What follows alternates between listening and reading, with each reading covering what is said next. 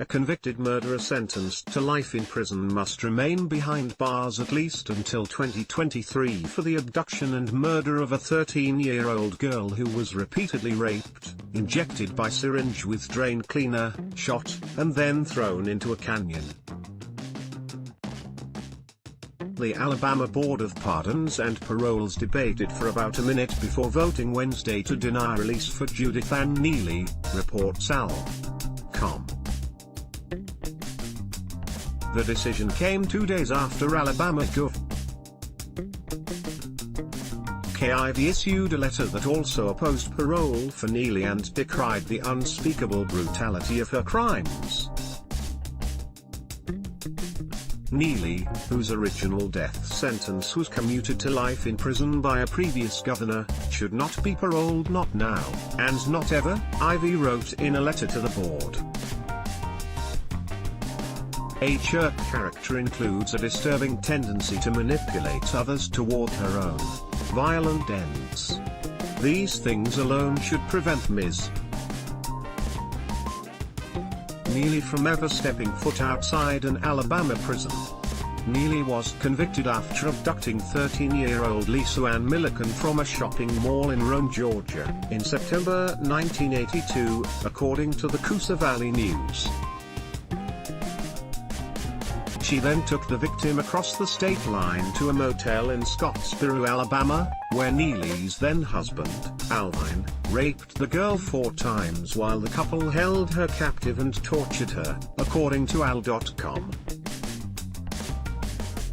After 3 days, Judith Ann Neely used a syringe to inject Milliken with liquid drain cleaner while the victim was handcuffed to a tree at Little River Canyon, and when that didn't kill her, Neely shot and threw the victim's body into the gorge, reports TV station WRBL. Want to keep up with the latest crime coverage?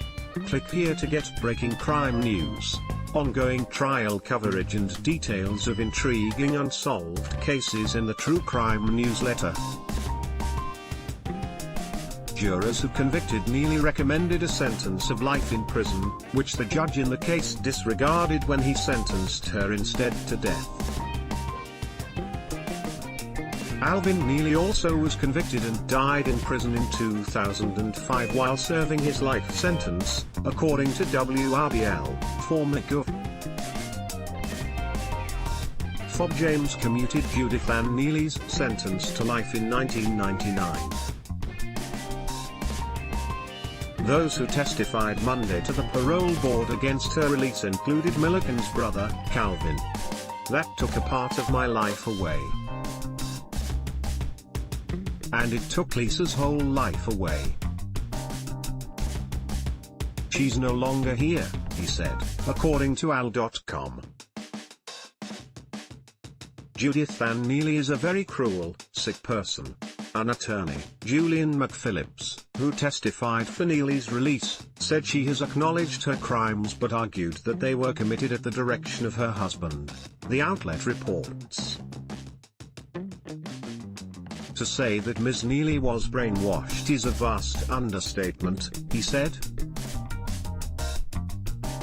She was more like a zombie, no independent mind, no rational mind of her own, coerced by her husband.